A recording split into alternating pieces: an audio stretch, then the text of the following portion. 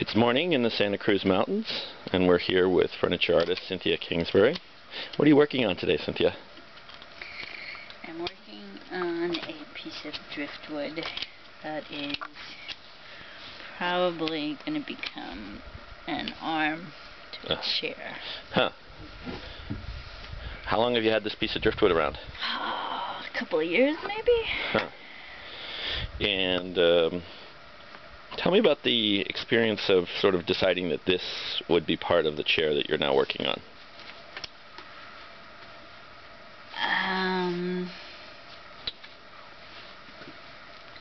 Okay. It's going to be hard to explain without the chair. Okay. But, the chair as it is already has a big piece of manzanita branch that goes through it, off to the side, and it looks great. One thing it does is it throws the chair physically off balance, so the chair will tip backwards if I only put this branch on it. So I've had this problem before. So one chair I put a hidden counterweight under the seat at the front, and so that's a possibility. But another possibility is attaching something heavy to the front that's actually part of the function of the chair. So I was planning and am planning to put another armrest on it. So I was trying different armrests, and I found some that looked good, but they weren't also going to address the weight issue. So it would be nice if I could do both. And then, well, I also felt like the big piece of manzanita is such, it's kind of overpowering. So it becomes a one-branch chair, which is, it might be okay, but it might be good to also find something that aesthetically brings it into balance. So it kind of modifies that feeling of that one branch. So then I thought of this piece, and I thought, oh my, I love this piece. You love this piece? I love this piece. Tell us about loving this piece. Well, it's such a crazy, crazy shape. Which is one reason that it hasn't been used, because I wasn't quite sure how to use it. It's not really, it's kind of difficult to see it as functional. Not really a great armrest. You know, there's it doesn't automatically tell you, oh, I'm a post, or I'm a whatever for the chair. But anyway, so I put this on the side of the chair with the manzanita branch, and it made me laugh.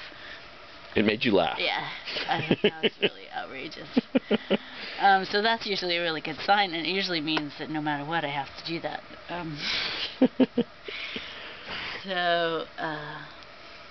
So I have another question. I noticed that you have a lot of different tools here, and I think that people who see your furniture may not know how much energy goes into it from the get-go of picking it up on a beach, or and I was wondering if you could give us just a brief sort of introduction to the kinds of things you do, and showing us with the tools.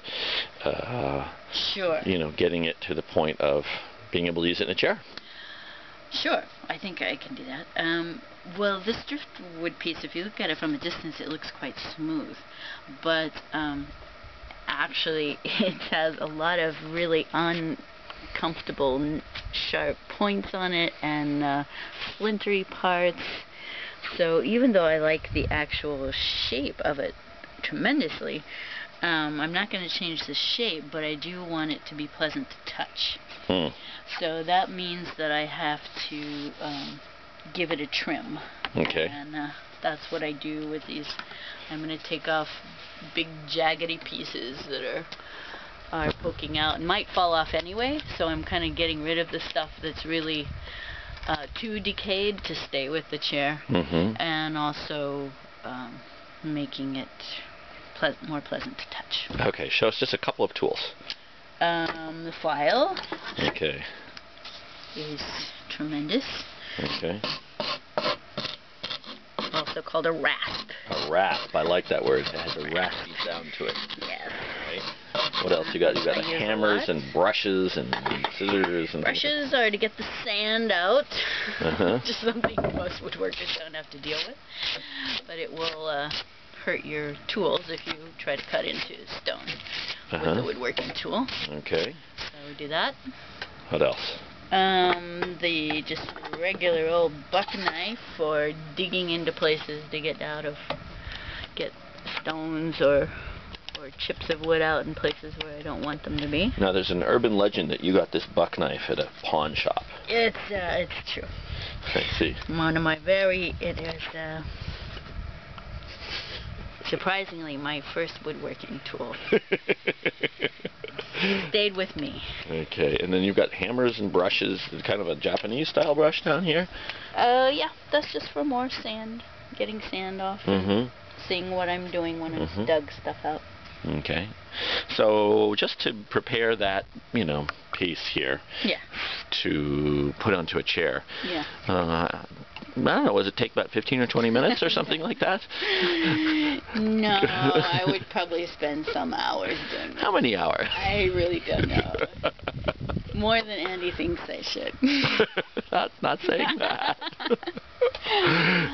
20 hours? No, not 20. I hopefully, I don't know, somewhere between 2 and 5, depending on where we go. Well, we're very excited to see the chair. Oh, good. Okay. Bye. Bye.